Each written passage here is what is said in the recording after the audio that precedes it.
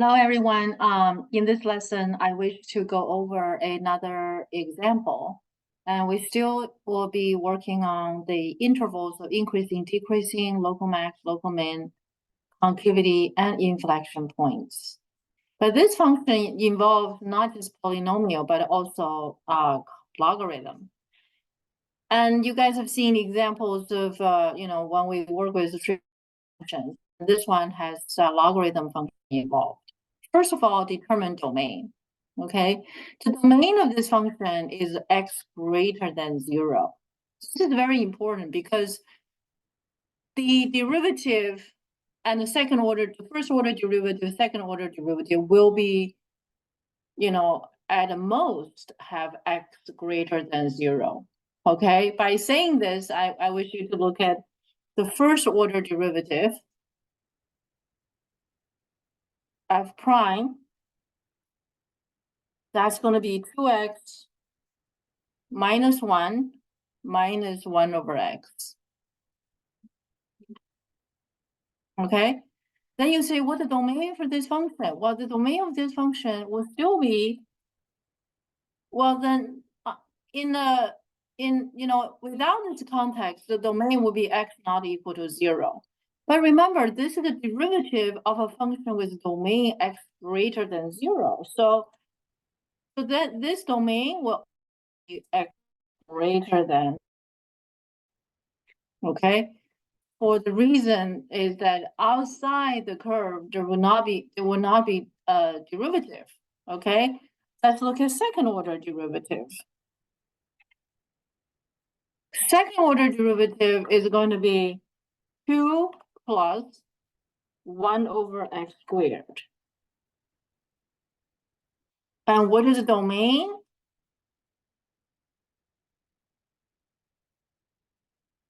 Domain, once again, is going to be x greater than 0, okay? We must understand that. Even though if you look at this function without the context, they have different domain, but in this context, the domain will all be x greater than 0. All right, so let's determine the interval of increasing, decreasing, okay? So we're gonna work on intervals of increasing and decreasing. In this case, we're gonna look at the first order derivative. And we're going to make common denominator, and the common denominator obviously is x. And so to make common denominator, we get 2x squared minus x minus 1. Right? To make it easier, we factor the numerator, and we're going to get 2x minus 1. Okay. Denominator x. And the numerator will be 2x minus 1 or x plus 1. Okay, let me double check. To double check if this is true, you just have to expand it. There's something wrong. So this is probably plus, and that is minus. Okay, plus. Okay, you can pause here to find your factors. Wait, expand. Okay. Yes. So this is the factor. Okay, we're not going to spend too much time here. If you need to, just technique. To decide the sign of the first order derivative, we have 3 factors to consider. 1, okay, the 2 numerators and the denominator. So we have to consider the sign of all three. Okay, in this regard, if we use a quadratic formula, right? If we use a quadratic idea, right, which have used in our previous examples, and but we also have denominator to determine, to consider in order to determine what is going to be the the sign of the derivative, right? What we can do is that we can use this technique, okay? Even though the technique is not limited to these methods I presented here, but at least this is one of the methods, right? You can use the method I presented in other videos to work this out, okay? So let me set this up to show you, okay? So this is the numerator, and there's a denominator, right? We know denominator changes sign. It's just x, right? When x is negative, it's negative. When x is positive, it's positive. X cannot be zero. So to determine the sign, and obviously these 2 points, this point, right?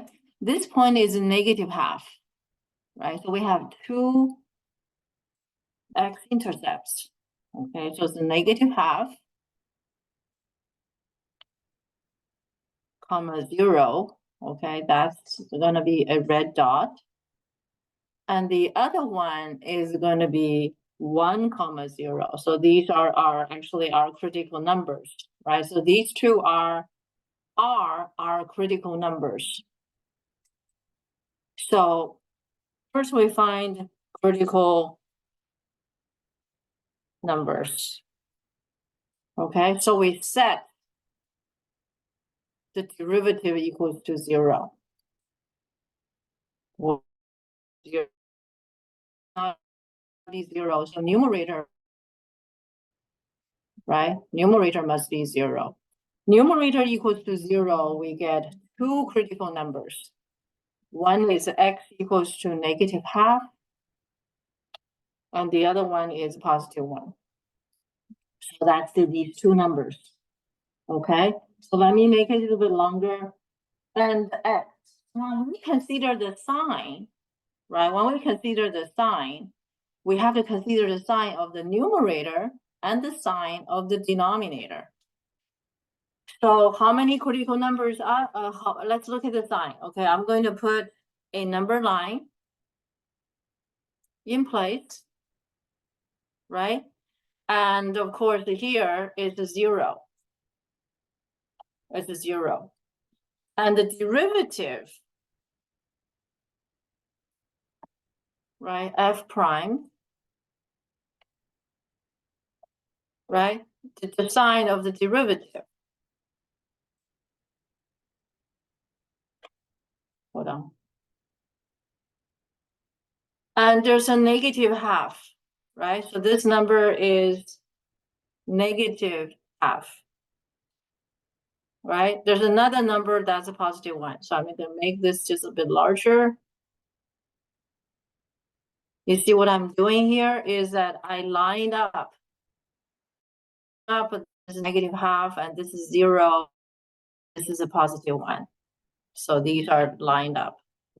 So according to these intervals, I'm determining the sign of the derivative. For less than negative 1, and for less than negative half, which is this piece, the numerator is positive. And the denominator is negative because it's less than negative half. So on this part, the derivative is negative. And at a negative half is 0. Between negative half to 0, you see the numerator is negative and x is negative, so that's going to be positive. And at 0 is undefined, right? It's undefined. So we leave it empty. Okay, so we leave it empty. So let me use a little symbol. Just put a triangle there. Okay, between 0 and 1, the curve is negative, right? Negative means the numerator is negative, and negative divided by positive is negative. And at 1 is a critical number, right? And after 1, numerator is positive, denominator is positive, so this is going to be positive. So this is the sign distribution of these three numbers. This is the sign distribution of the first order derivative. Okay, this is the sign distribution of first order derivative. Of course, 0 is not a critical number. Okay, 0 is not a critical number. Why? Even though derivative is not defined there, but the function is not defined there either, right? The original function is domain is x greater than 0. So derivative is also not including 0. So we only have two critical numbers. Critical number -12 and +1. And this obviously is as increasing. So this is a local minimum. And that's local. And according to first derivative test, right? So we can bring first derivative test. Right? Bring our first derivative test. You can tell by first derivative test number for critical number for critical numbers -12, right? For critical number -12, right?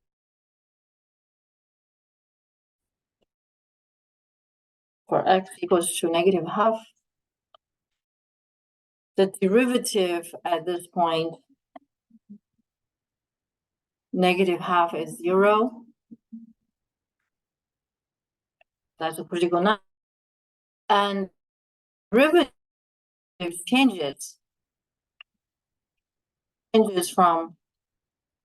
from negative to positive.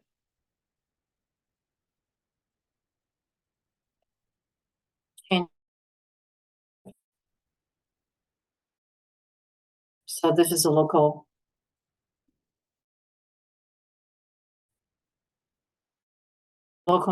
minimum at -12. That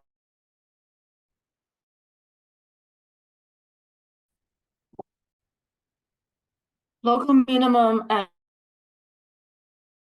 what is the value of local minimum? So we're going to put this in the function, right?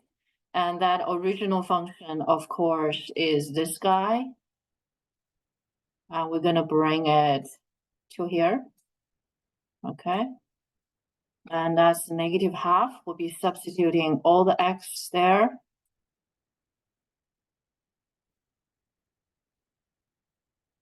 Oh, wait a minute. -12 is not in the domain. That's why we have a problem here. Never mind. Okay, so all of these, okay, we need to backtrack a little bit. Okay. -12, even though it's a critical number we found here, but because it's not in the domain, therefore, that piece of picture, this part of the picture is not relevant. Okay, so this part, the critical number, the critical number is what? Is only 1. Okay, -12 is not, because -12 is not a critical number because it is not in the domain of the function. I almost made a mistake, okay? But I want you guys to learn this lesson, okay? Critical number must be in the domain, right? Why is that? Here, let's look at the definition of critical number. Definition of critical number. A critical number of a function is in the domain of the function. Okay, in the domain of the function. So now we're going to have to come back here, okay, to modify our work, even though this part of work is okay, right? And but -12 is not. So the only critical number is 1. Then you say, how about this picture? Well, this picture, right? The whole picture is that, but the part that's relevant for our function is only for x greater than 0. So I should just view. So there's only one critical number right here. Okay. And so how about this part of the work? How about this part of the work? Right? For this part of the work, I would say all of these not relevant. All of these, okay, not relevant because they are less than 0, right? So from 0 and on, it's after 0, not including 0, okay? So for x equals to half, that's not relevant. And we only have one critical number, right? And at 1, so f of the derivative of the function at 1 is 0, and f changes from negative to positive.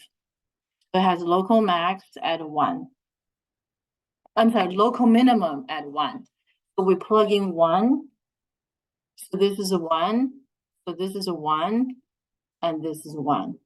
So in the end, the local minimum is 1 minus 1 minus 1. That's 0. Okay, we got 1 local minimum. Now look back for what we did, right? Lesson learned. And we are going to move forward. We're going to move forward. Okay, critical number must be in the domain of the function. All right, so let's look at the concavity. Concavity for this question actually is even more interesting. Okay, second order derivative. If you look at that, if you look at the second order derivative, right? This derivative is second order derivative is 2 plus 1 over x squared. This itself is going to be greater than 0 regardless. The entire function is concave up. No change of concavity. So there's no inflection point. No inflection point. Okay? For all 3 questions, local max, local min, concavity, local inflection point, actually we're done. We're finished. We are finished. Thank you for watching.